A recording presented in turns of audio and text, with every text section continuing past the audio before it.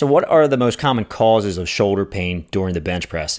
And we'll start this one off with a story, right? This is actually a story I've heard multiple times. So I'll be working with a patient and they're talking about their shoulder and they're talking about shoulder pain. And they say, you know what, Dan, I think my technique is off, right? I kind of bring my shoulder blades back. I pin my shoulder blades down on the bench and I'm pressing, but I still feel pain, and from what I've read, my technique is actually pretty good. So I have no idea why I'm having pain. I might have to adjust my technique and maybe my, shoulder will feel good at that point. And basically what this means is that folks think that technique is everything when it comes to injury, right? And I got to tell you, I talk about technique all the time being one of the factors that can relate to an injury, but you have to keep in mind that injury is complex and multifactorial, right? And what that basically means is that gaining an injury is coming from a variety of different places, and it's actually really tough to trace where that injury comes from, right? I can't really put my finger on one thing always. And what we're going to do is we're going to extrapolate a little bit from sports injury research. So this is coming from multitude of different sports. The next few things we're going to rattle off here. It's important to keep in mind that you should take that with a grain of salt because we don't have great research for people in the gym that have shoulder pain that hurt specifically with bench press, right? But I think we can do a decent job of guessing where some of these injuries are coming from. All right. So the first one is just introducing a bench press program or any other intense upper body training program too quickly. All right. So if you're not really prepared for the forces on your shoulder during the bench press and you're doing a bench press program, let's say 3 days per week, right? You weren't doing anything prior, or maybe the program prior, you're only pressing, 1 day per week. You're really not prepared for that volume and or intensity of bench press, right? So the big thing here is if you're not prepared for a given program to jump straight into it, your risk of injury goes up. So that could be a definite cause of your shoulder pain while bench pressing. The other one, and this is, these citations are coming more from the CrossFit literature, but they're all over the place. You'll see this in a variety of different sports. So if you're a novice trainee or you're basically new to a given activity, and in some of these studies, it was less than 6 months, even less than a total year. If you've been training for an entire year, you may think that you're actually not a newbie anymore, but really anything up to a year, at least in these studies, will increase your risk of getting injured, right? I think that goes back to the prior thing we're talking about here. It's just that if you haven't really prepared that shoulder for the activity you're throwing at it, and it takes a long time, then you're more likely to get hurt, right? The next one that gets people is a lack of consistency with training, right? So if you're missing some days, right, and you're trying to double down on others because you missed the prior day's work, you're not giving your body a steady amount of a given stress where it can adapt to over the course of time. You're giving it a varied stress, it's up and down, and because of that, it's having a hard time probably adapting. And the other part is when you have those spikes, when you're doing more than what you're prepared for, you're more likely to get hurt. One of the things I found a lot when I was doing my literature review for this lesson today is that anabolic steroids pop up a lot as a potential cause of injuries, particularly in the powerlifting community. I got to be honest, there's steroid use in all different sports, but obviously there's also steroid use in powerlifting, bodybuilding, some of these strength sports. And there is a thought that there's a link between anabolic steroids and injury. And the last one here is just excessive training volumes, right? So too much training via sets, reps, frequency, etc., right? And here's a concept you should probably keep in mind. The more often you expose yourself to, let's say, bench press or any other exercise, the more opportunities you have to get hurt, right? So if I'm going to train the bench press 3 times per week, I'm probably about 3 times as likely to get hurt as someone that trains 1 time per week, right? And that's simply because you just do more and more. The other thing to keep in mind is that fitness is protective. So if I am preparing my shoulder for more bench press slowly over the course of time, I'm probably a little bit more resilient than that person that doesn't bench press too frequently, right? But the last piece is that there's probably a finite amount of volume that someone's shoulder can handle. And the other thing is that that's probably very much influenced by how fast you ramp up some of that volume. It's also probably going to be reflective of how well you're recovering, so how well you're sleeping, how well you're eating. So it gets a little bit complex here, but suffice to say, there probably is a ceiling where at some point you might end up getting hurt if you do too much. Okay. So what else can cause shoulder pain in the bench press? Well, and I've already said this before, excessive training loads. And the other piece that they talk about a little bit in the medical literature is high loads in a compromised position. And this kind of goes back to technique. We'll talk about this before. But at the very end range of a bench press, you've got a decent stretch across the front portion of the shoulder. If you're using a very high training load combined with that big stretch, the thought is maybe that leads to some injury, right? It's actually a pretty cool study. I'll put the link in the bio in the show notes.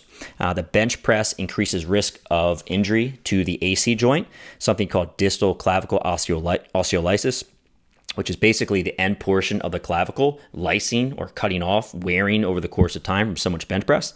And it was really interesting that in this study, they're looking at people that had a higher bench press and people that had a lower bench press.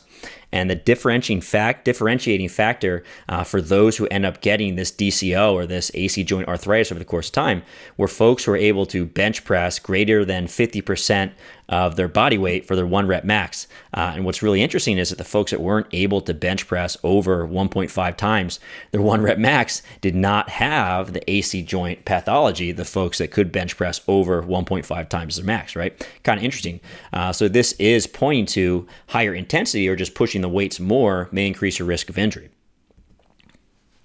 How about technique? And really, we're gonna talk about this much more in depth later, but that really is probably going to depend on the person, and also the pathology. So what do I mean by that? So if you have someone that has anterior instability of the shoulder, right? So they don't have a lot of stability in the front part of the joint, right? If you use a really wide grip and I go very deep into a bench press, that provides a big stretch on the front portion of my shoulder. And that might not be the best exercise for someone that has anterior instability. It may stir up some of their symptoms. But on the flip side, if you have someone that has posterior instability, right, so it has more instability in the back side of the joint, if I adapt a wider grip and go nice and deep in my bench press, I actually will provide some stability towards the posterior side of the joint, right? So that wide grip might not be phenomenal for someone who has anterior instability, but it might be just what the doctor orders for someone that has posterior instability, right? And what I will say is that certain shoulders are just going to tolerate certain techniques better than others over the course of time. And oftentimes you don't really figure out what the perfect style is for you until you've been hurt, right? The next thing is a spike in training volume. And really, we've been talking about this in all the prior points. So if you have any period of increased training, a really good example is what's going on right now. So right now it's New Year's, right? And typically speaking, people have New Year's resolutions, and oftentimes that New Year's resolution is get to the gym, right? So if you were, barely getting to the gym once a week, right, for the past several months, and all of a sudden you start going 5 days per week, you have spiked your training volume. And if you've spiked the volume of bench press, it could be a very good reason why your shoulder is starting to hurt, right? The next one is a lack of coaching or poor coach/athlete relationship, right? A lot of folks that go to the gym, they have no coach whatsoever, right? But if you do have a coach and you have either a lack of coaching, right? So if you have no technical guidance whatsoever from a coach, no guidance on programming, no guidance on, how hard to push and when to back off, right? No guidance on recovery, that's going to increase your risk of injury. And the other piece is that if you don't have good communication with your coach, that also can create problems. And the thought there is that if you don't tell the coach that your shoulder is, let's say, not handling the stress very well, if it gets a little bit irritated, the coach is not likely to change your program in a way that's going to keep the shoulder a little bit safer over the course of time. So that's a potential reason why you can end up getting hurt, right? And the other one that's extremely important is your recovery. And by recovery, I mean your nutrition, your sleep, your stress management, right? And or a lack of recovery between intense sessions. So the programming is super important. Your ability to recover between sessions is super important. And if you're having a lot of stress in your life, you're having poor sleep, if you're not eating enough, that can all increase your risk of injury potentially, and that can lead to that pain in the shoulder. What else? A big one is not taking prior shoulder injuries into account, right?